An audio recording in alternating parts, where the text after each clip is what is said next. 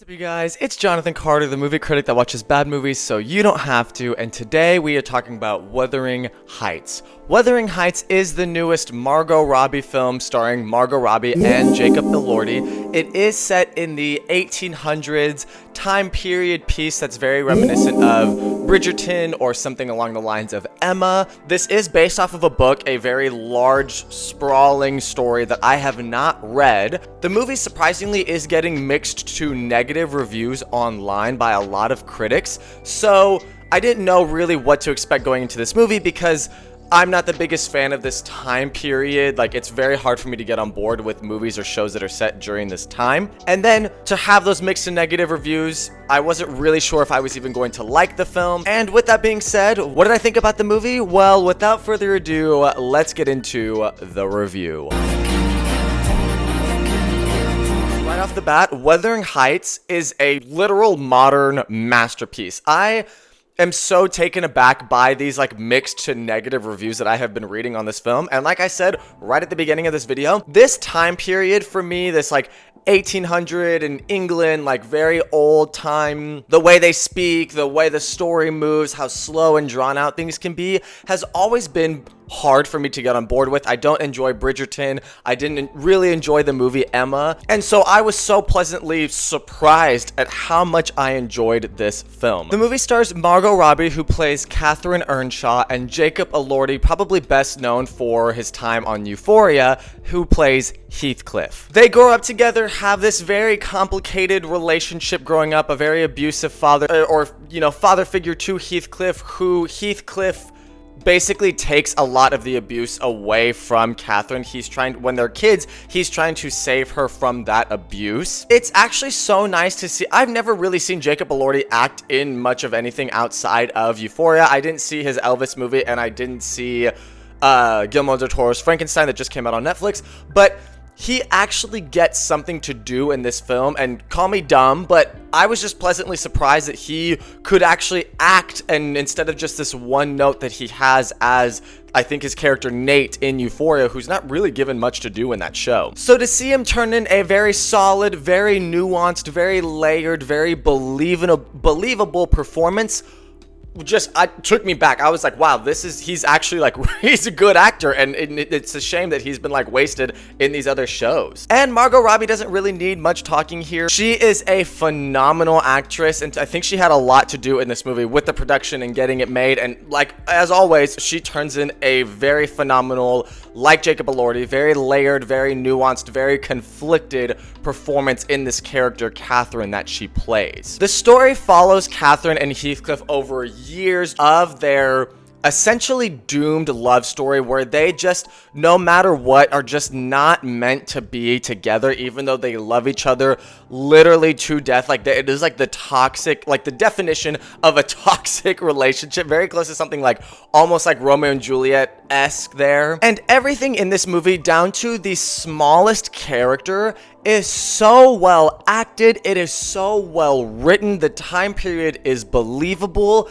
The directing, the cinematography, you guys, there are moments in this movie, I don't know how they colored or lit scenes in the way that they did, and just this sprawling different sets, establishing shots of where they are in England, and just there are moods in this movie, color moods that replicate what the actual mood of the main character is feeling in a scene. So if it's something light or emotional, it'll be a little bit of a light pink, or maybe something light green if they're a little conflicted. When they're when somebody is up to no good in this movie, they will come out of a room that is just red, dark red, very much showing you this person does not have good intentions. And the coloring in the scenes, how walls are painted or staircases or rails or whatever it is, matches it so well. And the best example I can give actually of this, which is really an odd example, is Spider-Man Across the Spider-Verse.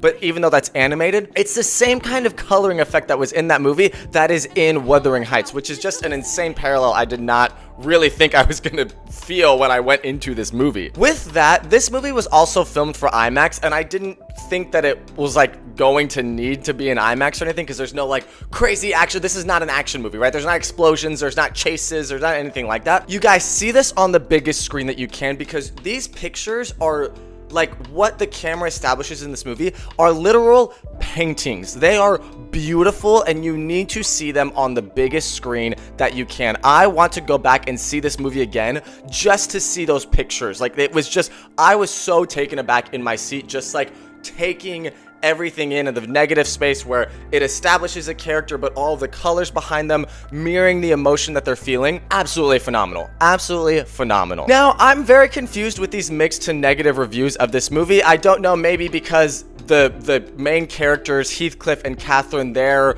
relationships is so incredibly toxic, so maybe people just don't like seeing that portrayed on screen. I could understand that criticism. I've also heard that if you've read the book, you will not like this movie, and if you haven't read the book, you will like this movie. I haven't read the book, and I do like this movie, so that seems to be in play here. But not being able to speak for the book, I have no idea if the book and the movie are even resembling like close of each other. I just really enjoyed this movie as this doomed love story in this time period that I don't normally enjoy. I was hooked for the entire runtime of the film. Incredibly engrossed, invested in this story, and I was just wanting to see how the entire thing played out for more than 2 hours in this movie. And right before we wrap this up with the verdict, please be sure to like and subscribe, you guys. Check me out on Instagram and TikTok for shorter versions of reviews, and Spotify for podcast versions of reviews. You can also find my merch over on Spreadshop. Link is in my bio here and on Instagram. So wrapping this up with the verdict, this is a modern masterpiece, you guys. Wuthering Heights is the quintessential Valentine's weekend movie. Is it a toxic, doomed love story? Yes, but myself and everybody in the theater, the sold-out theater I was in, were eating this movie up. Everybody was just engrossed, invested in this love story, and just the cinematography, the directing, the acting, the writing,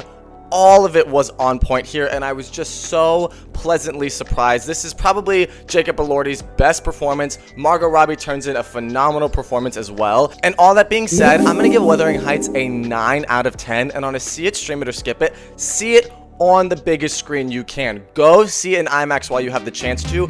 You will not be disappointed, you guys. Thank you all so much for watching my review. Let me know your thoughts on Wuthering Heights in the comments. Did you like the movie? Did you hate it? Did you agree with me? Do you disagree? Put all of that below. Thank you all so much for watching. Please be sure to like and subscribe. And as always, I will see you guys on the next one.